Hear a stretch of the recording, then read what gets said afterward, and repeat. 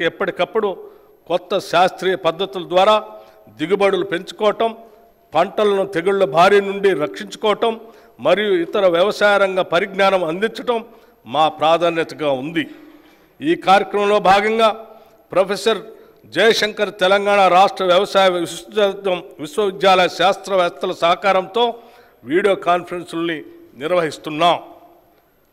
కుట్రపూరితమైన ఉద్దేశంతో గత ప్రభుత్వం చేసిన దుశ్చర్య ధరణి.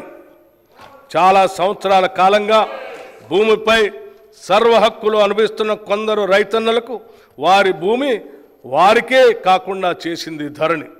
తరతరాలుగా తమ యాజమాన్యంలో ఉన్న భూముల్ని ధరణి పోర్టల్లో నమోదు చేసే సమయంలో జరిగిన లోపాలు, అక్రమాలు, అవకతవకల వల్ల లక్షలాది రైతులు తీవ్రమైన మనోవేదనకి గురయ్యారు.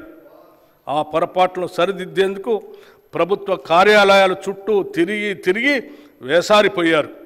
గత ప్రభుత్వం చేసిన తప్పులతో ఎంతోమంది వారి భూముల్ని అమ్ముకోలేక పెళ్ళిళ్లకు, పిల్లల చదువులకు మరియు కుటుంబ అవసరాలు తీర్చుకోవటానికి నానా అగచాట్లు పడ్డారు.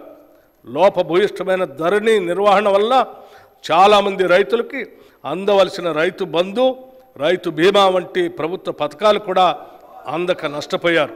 సాక్షాత్తు తెలంగాణ హైకోర్టు కూడా ధరణి పోర్టల్లోని ఎన్నో లోపాలని ఎత్తి చూపింది. ప్రజలకు ఇచ్చిన హామీ మేరకు మా ప్రభుత్వం ఏర్పడిన తర్వాత జనవరి 2024లో ధరణి పోర్టల్ అమలు కారణంగా వచ్చిన సమస్యల్ని అధ్యయనం చేయడానికి ఒక కమిటీని నియమించింది.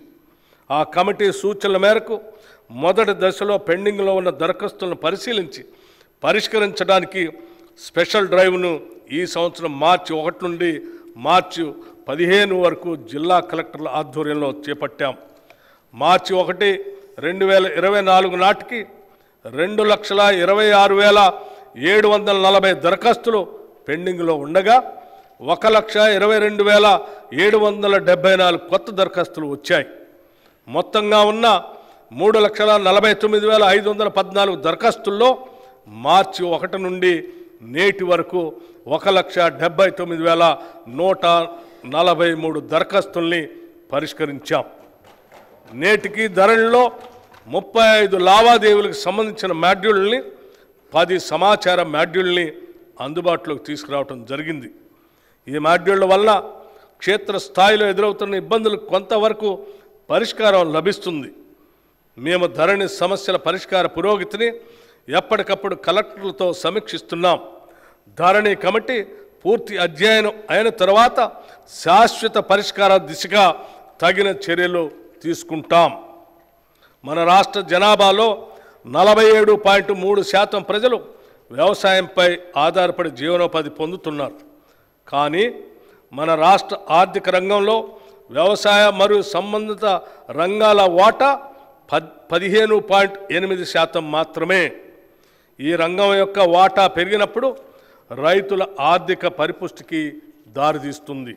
అందుకే మా ప్రభుత్వం రైతుకు అవసరమైన అన్ని విధాల చేయూత అందిస్తుంది. ఇప్పటి వరకు ఏ ప్రభుత్వం చేయనంత సాహసం మేము ఈ బడ్జెట్లో చేస్తున్నాం.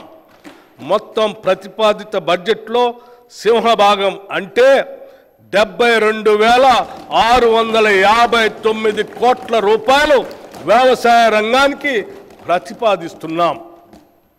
ఇది రైతుల తలరాతలు మార్చే ఒక చారిత్రాత్మక నిర్ణయం.